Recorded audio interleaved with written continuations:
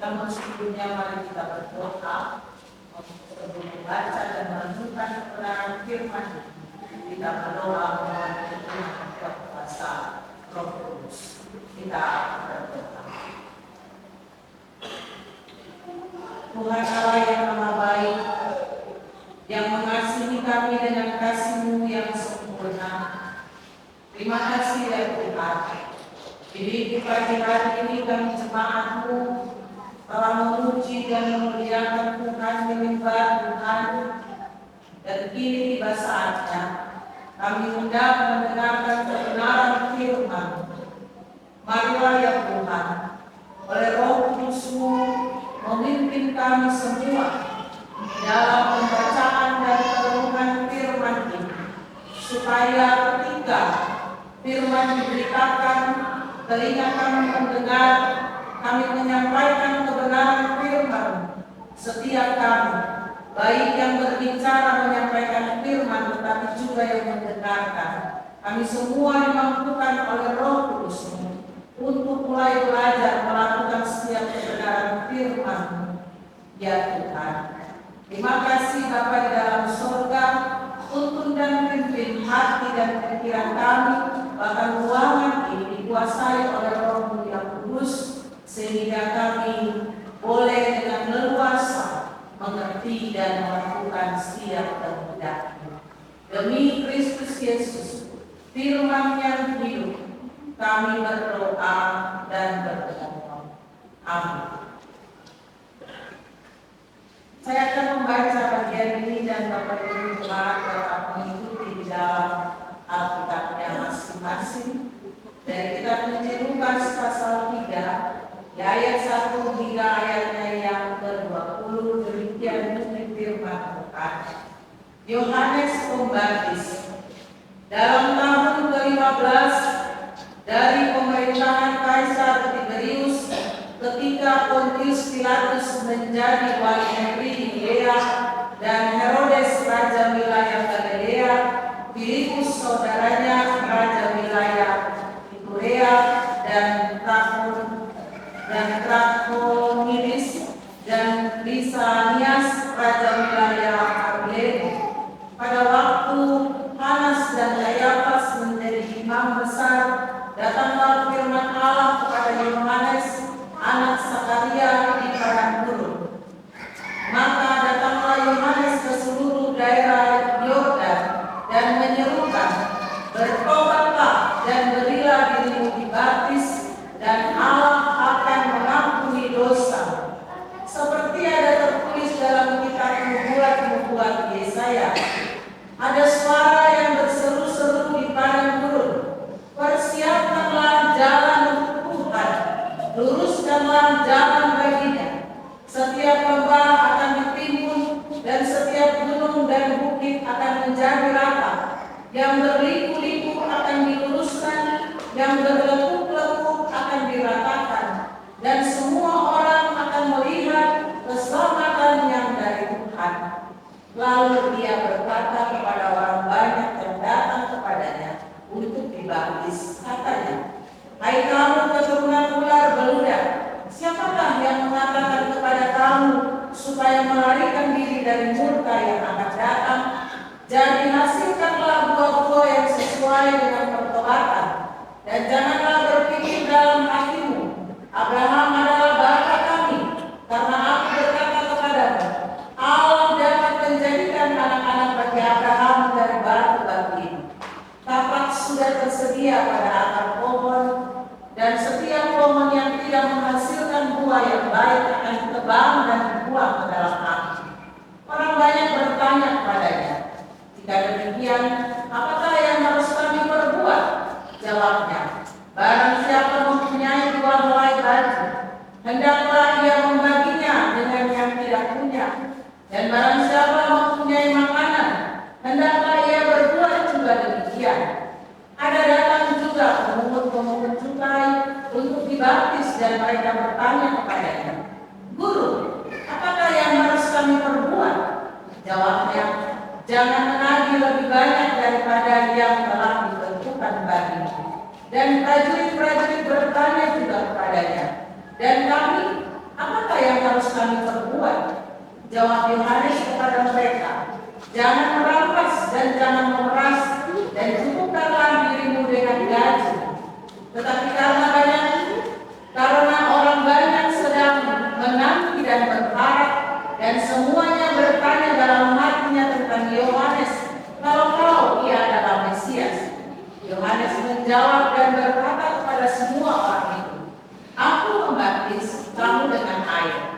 Tetapi ia yang lebih berkuasa daripadaku akan datang dan membuka tali kasurnya pun aku tidak layak. Ia akan membaptis kamu dengan Roh Kudus dan dengan api. Alat penampi sudah di tangannya untuk membersihkan tempat pengirikannya dan untuk mengumpulkan gandumnya ke dalam lumpur. Tetapi debu jerami itu akan dibakarnya dalam api yang tidak terpadamkan. Dengan banyak nasihat lain, Yohanes memberitakan Injil kepada orang banyak. Akan tetapi setelah ia menegur raja wilayah Herodes karena peristiwa Herodias, istri saudaranya, dan karena segala kejahatan lain yang dilakukannya, raja itu menambah kejahatannya dengan memasukkan Yohanes ke dalam penjara. Demikian jauh pembacaan firman yang dikatakan berbahagia adalah setiap orang yang membaca, merenungkan, serta melakukan firman di dalam kehidupan sehari-hari. Maranatha.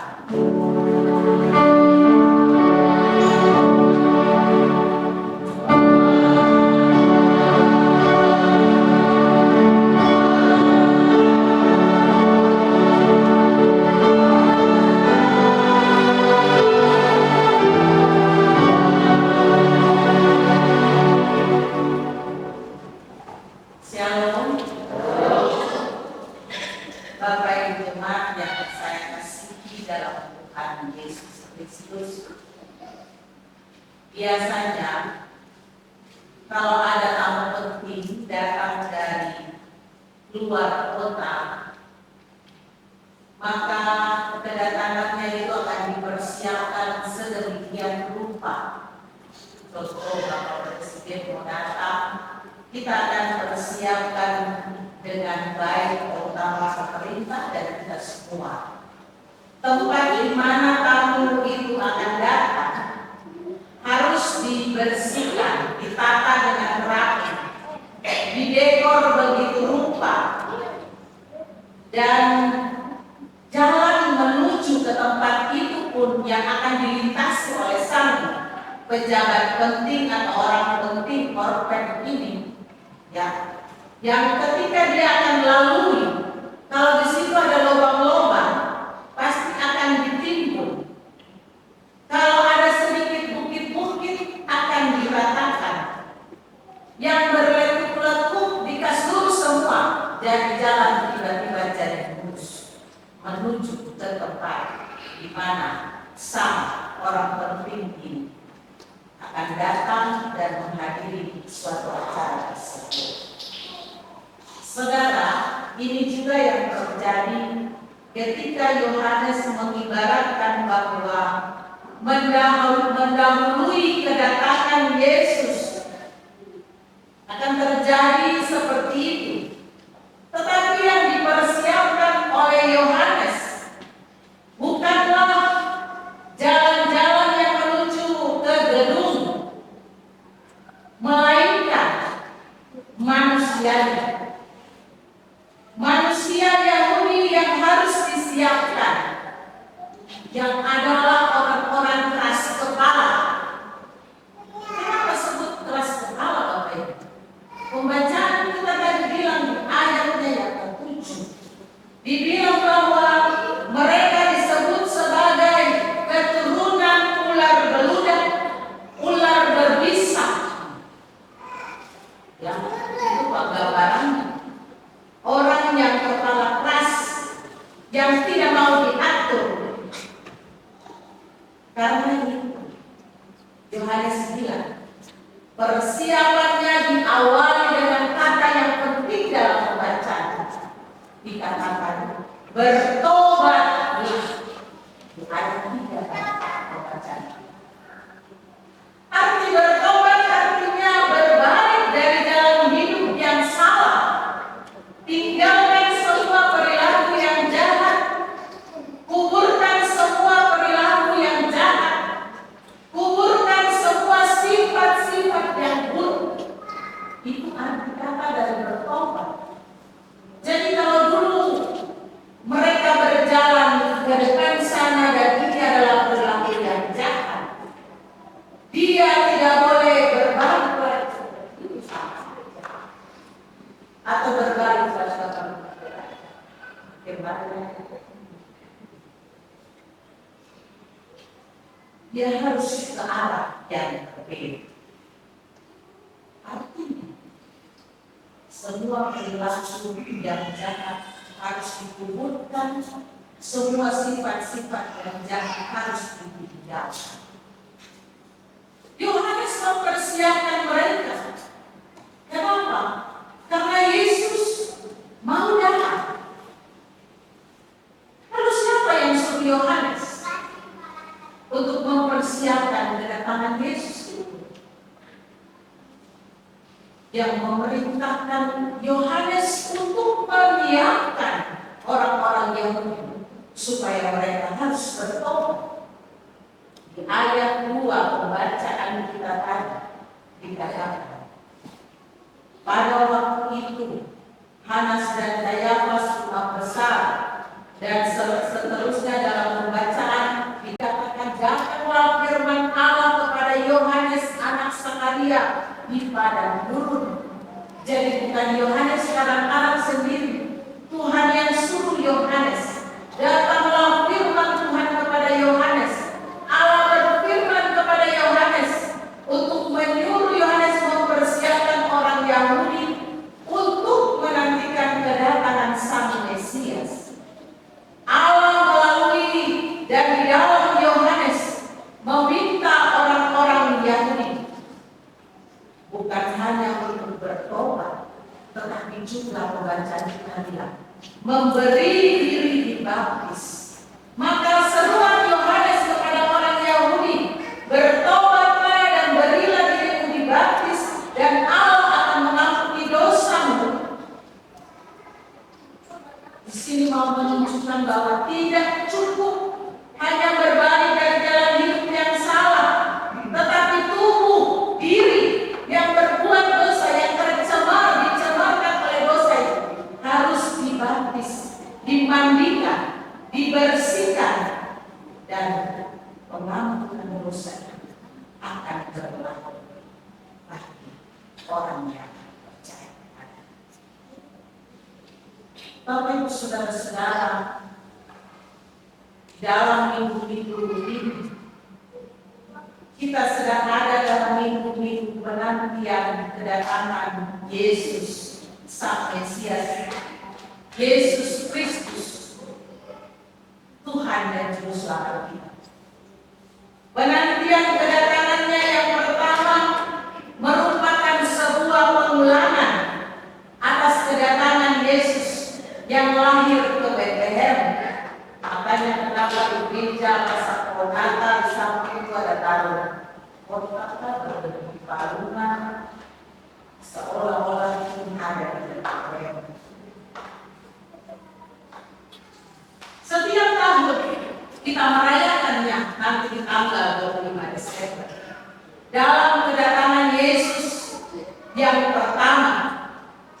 Yesus yang datang pertama di 2000 tahun yang lalu datang sebagai seorang bayi, lahir di Bethlehem dan menjalankan misinya melalui kehidupannya di dunia dan kematiannya serta kebangkitannya, menyelamatkan kita dari dosa dan maut. Maka kepada kita semua yang sudah percaya kepada Kristus, beriman kepada Kristus, kita dikatakan sudah dibenarkan dan dikuduskan, sebab dosa tidak lagi berlaku atas kita, penghukuman tidak lagi berlaku atas kita, karena Tuhan sudah mengampuni kita dengan menjalankan misinya sampai akhir sekali-kali menebus dosa saya dan saudara dan kita semua orang-orang dosa yang ada. Jadi kita sekarang mempersiapkan diri kita untuk merayakan Natal adalah semua orang-orang yang disebut orang-orang yang sudah dibenarkan dan sudah dikuduskan oleh Tuhan. Karena kita sudah memperoleh pengampunan dosa dan Tuhan Tuhan, pengampunan dosa itu sudah berlaku atas diri kita masing-masing sebagai orang percaya. Namun pertanyaannya, apa yang harus kita persiapkan untuk merayakan Yesus yang sudah datang menebus dosa kita dari menebus hidup saya dan saudara dari kematian yang kekal itu? Apa yang mesti kita persiapkan? Umumnya rumah-rumah mulai besar. Kalau dulu warna ungu sekarang warna terserah. Halaman mulai dibersihkan. Ruang tamu mulai didekorasi dengan baik. Rumah sedikit-sedikit direnovasi. Pohon Natal dipasang. Hiasannya. Rumah semakin cantik. Mama-mama mulai kalau bisa beli kue, kalau sibuk pesan online. Tentu saja Bapak Ibu Saudara, persiapan seperti ini patut kita lakukan sebagai hari Natal untuk saudara, orang-orang yang jauh yang mungkin sama-sama di Kota Solo, tapi jarang-jarang bertemu karena kesibukan. Jadi kita mempersiapkan untuk menyambut mereka dan saling silaturahmi. Tetapi Bapak Ibu Saudara, ada lagi persiapan yang jauh lebih utama dan jauh lebih penting, yaitu kesiapan hati dan hidup yang benar dan kudus menyambut dan merayakan Yesus Sang Juru Selamat yang lahir di Bethlehem. Tapi penantian kita bukan tentang Yesus yang lahir di Bethlehem saja, karena itu sudah terjadi Bapak Ibu Saudara. Penantian saya dan saudara hari ini sebagai orang-orang percaya, yaitu penantian tentang janji Yesus ketika dia berangkat ke sorga. Dia katakan, aku akan kembali dengan cara yang sama. Tapi coba berbalik dari kejadian sampai waktu. Ada yang tahu kapan Yesus datang? Tidak ada dari kita. Tidak ada dari setiap kita yang tahu kapan Yesus datang. Tapi Yesus pasti datang kembali. Dan datangnya bukan seperti seorang bayi yang lahir di dalam kandang bayi. Tetapi dia datang sebagai hakim yang adil. Hakim yang adil artinya bagi saudara, tidak ada lagi saatnya di situ belas kasihan. Hari inilah kita hidup dalam anugerah Tuhan yang besar. Maka sebagai hakim yang adil, yang salah masuk di neraka, yang benar akan masuk di kerajaan. Kehidupan saya dan saudara akan dipertontonkan seperti sebuah video selama saya hidup. Mungkin ketika Yesus datang, saya sudah berumur sekitar 50 tahun dari Tuhan kita di dunia. Apa yang kita lakukan selama ada di dunia? Sebagai orang-orang yang sudah dikuduskan tadi oleh Tuhan, dalam menanti Yesus yang akan datang kedua kali, tetapi juga menyambut perayaan Natal ini sebagai tanda sukacita kita. Yesus lahir sebagai juru selamat, maka saya dan saudara punya kepastian keselamatan. Karena itu di minggu Advent yang kedua ini, saya dan saudara bersama-sama diingatkan. Yang pertama, mari kita dengan seruan Yohanes, bertobatlah, berbaliklah dari jalan kehidupanmu yang salah ke jalan yang benar. Jangan pikir besok sama si hidup, sama si muda. Tidak, saudara. Mau orang muda, orang tua tidak ada yang tahu kapan dia berakhir. Ketika kita mati pun sebelum Yesus datang, ketika dia datang kedua kali, firman Tuhan bilang orang lain juga akan dibangkitkan dan mereka harus menghadapi dihakimi bersama dengan semua orang yang masih hidup sampai ketika Yesus datang. Jadi tidak ada yang lepas dari penghakiman. Saya dan saudara mari selama kesempatan anugerah Yesus berikan, apa yang mesti kita siapkan selain yang tadi kita harus siapkan betul, tapi yang paling penting pertama kita harus bertobat, berbalik dari jalan hidup yang salah ke jalan yang benar, berbalik dari perilaku dan sifat-sifat yang jahat kepada hidup yang kudus, karena kita sudah dikuduskan, sebab kita sudah dibenarkan, kita sudah dikuduskan oleh Allah dalam pengampunannya di dalam Yesus Kristus. Namun kita ini kadang seperti orang-orang Yahudi, mereka itu umat Allah, sebaliknya mereka disebut dalam pembacaan kita ulang dan ulang. Ini pembacaan kita ada bilang, jangan kalian pikir kalian itu umat Abraham. Abraham diberikan janji keselamatan itu, lalu kalian tidak akan hidup ketika perbuatan dan hidupmu tidak sesuai dengan kebenaran. Yohanes bilang bahwa Allah yang berkuasa dapat menjadikan anak-anak Abraham menggantikan anak-anak Abraham yang buruk ini dari batu-batu ini. Artinya bagi saya dan saudara, kita jangan bangga jadi orang Kristen tapi masih suka hidup dalam dosa, masih suka bergaul dengan dosa, dan bilang masih ada waktu Tuhan minggu datang menampung Tuhan. Yuk kalau hidup sampai ada lagi belum hari itu nanti MPP tidak akan terlepas dari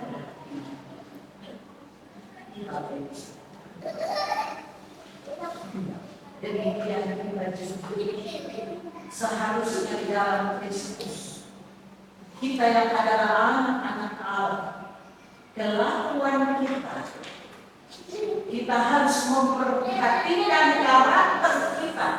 Kita harus tunjukkan karakter sebagai anak-anak Allah, sebab kita sudah dibenarkan. Maka hidup dalam kebenaran. Jangan sudah dibenarkan masih suka hidup tidak dalam kebenaran, suka tiksan, tipu sana sini untuk memperlancar segala sesuatu. Ini tidak ada tipu kecil, tidak ada tipu besar, saudara. Tipu kecil berdosa, tipu luar biasa itu berdosa. Semua adalah dosa di hadapan Tuhan. Bapak Ibu Saudara, kita sudah menjadi orang-orang kudus, namun seringkali kita tidak memperlihatkan hidup yang kudus. Seringkali kita tidak memperlihatkan hidup yang kudus, maka firman Tuhan hari yang bilang, yang pertama kepada Tuhan dalam bertobat. Seruan Yohanes ternyata mendapatkan tanggapan dari orang-orang Yahudi pada saat itu. Dikatakan dalam pembacaan kita, ada banyak orang yang benar tentang seruan pertobatan yang diserukan oleh Yohanes. Dari berbagai kalangan orang Yahudi, sehingga Yohanes bilang, mereka bukan hanya harus bertobat, melainkan pertobatan itu harus ditunjukkan lewat buah dari pertobatan itu. Ayat 8 tadi bilang, ditegaskan, hasilkanlah buah-buah yang sesuai dengan pertobatan. Kalau sudah bertobat, hidup yang baru, berarti buahnya juga harus buah yang benar, buah yang baik dari hasil pertobatan itu. Sebab kalau tidak buah yang baik, bahkan mungkin tidak berbuah sama sekali. Ayat 9 tadi, dia akan ditebang dan dibuang ke dalam api, dibakar. waktunya mau bicara bagi saya dan saudara hal yang kedua ini. Kalau kita sudah bertobat, mari tunjukkan dalam sikap hidup kita dari buah-buah yang kita hasilkan. Dalam Galatia bilang ada buah-buah roh, ada kasih, penguasaan diri, kesabaran, kemurahan, kebaikan. Jadi yang dulu sedikit-sedikit, kalau sedikit-sedikit beli itu harus mulai baik-baik, mulai belajar berbagi.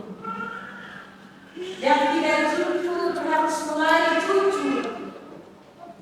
Yang tukang marah-marah harus bertobat. Yang emosi-emosi pendek harus bertobat, harus kelihatan dari buahnya. Sehingga orang bilang ini orang sekarang ini sabar apa? Kelihatan dari buah. Bapak Ibu saudara-saudara, buah-buah pertobatan yang digambarkan dalam pembacaan kita ini ditanggapi oleh beberapa kelompok dalam pembacaan. Mereka bertanya kepada Yohanes, apa yang harus kita perbuat ketika kita sudah bertobat, sudah dibaptis? Ada kelompok pertama bilang dan bertanya kepada Yohanes. Kepadanya Yohanes bilang bahwa siapa punya 2 helai baju, hendaklah ia membagikannya dengan yang tidak punya. Siapa saja yang punya 2 lebih daripada baju-bajunya yang lain, mari berikan kepada orang lain. Yang layak pakai dan punya pada kaum-kaum kita bagi, kita berikan. Ada orang tertentu sangat sayang terhadap punya benda dan dia biarkan sampai banyak di rumah itu. Padahal adalah orang lain yang membutuhkannya, bisa dia lagi, bisa dia lagi. Sehingga dalam rumah miliknya Pak. Padahal kita nggak sadar. Ada orang-orang sekitar kita yang membutuhkan keberantakan. Memang kalau enggak, kita siap lagi. Tapi kalau masih lagi, bisa kita bertahan. Itulah buah yang dikasih. Siapa yang punya segala buah lain, berikan, bagikan kepadanya. Yang punya makanan berlimpah-limpah, bagikanlah. Tapi masalah kalau ada itu pasti sekolah datang makan. Ini baru orang kali. Justru saat itulah saya saudara sejauh mana kebaikan hati. Ketika kita membantu di tengah-tengah kekurangan, justru situ kita akan mendapat berkat. Saudara bersukacita dan mereka yang mendapat itu pasti akan bersyukur. Tentu doa yang terus dia naikkan kepada Tuhan. Lebih berharga memberi daripada. Kenapa itu saudara? Buah dari pertobatan. Yohanes menegaskan, kalau sudah bertobat jangan begitu lagi.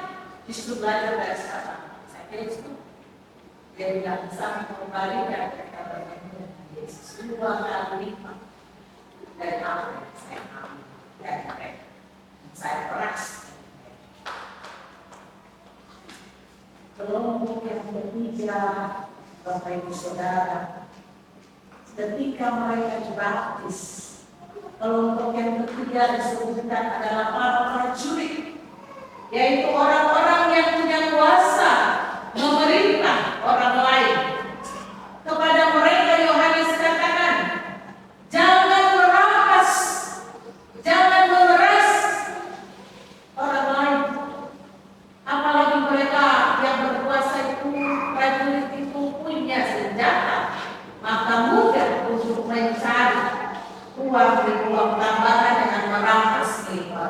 tidak.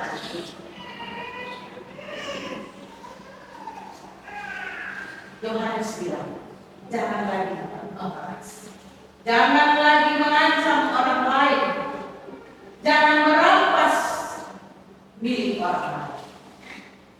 Yohanes tegaskan, kalau sudah bertobat, jangan lagi berbuat demikian. Jadi di sini bertobat bukan kata kosong, bukan sekedar kita bicara di dalam rumah ibadah, dalam ibadah, tetapi itu harus ditunjukkan dalam hidup dan kerja saya dan Bapak Ibu dalam kehidupan kita. Realita yang harus ditunjukkan bahwa kita orang yang sudah bertobat dan buah-buahnya itu yang harus kita lihat.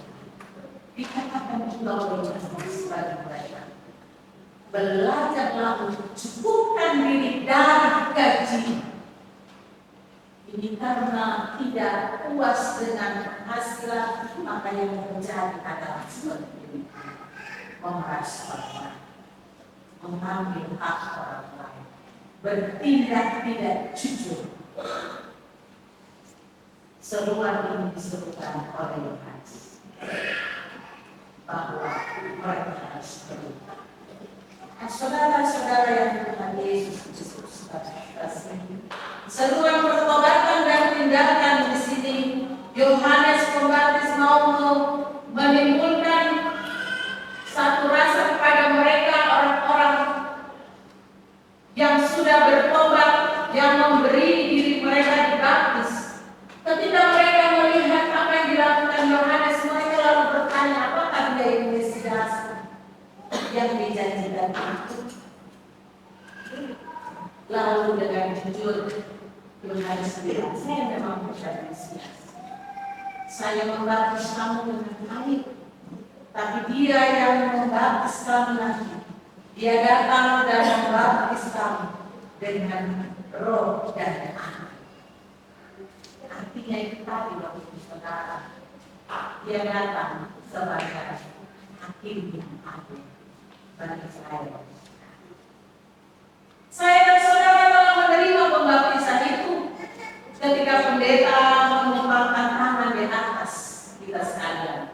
Ketika kita dibaptis sebagai dewasa, disitulah kita dilayangkan oleh Tuhan. Dikatakan dengan air pendeta mengangkat kakinya dan mengambil kepala dan membaptis kita dengan nama Bapa, Anak dan Roh Kudus. Kita telah dikuduskan.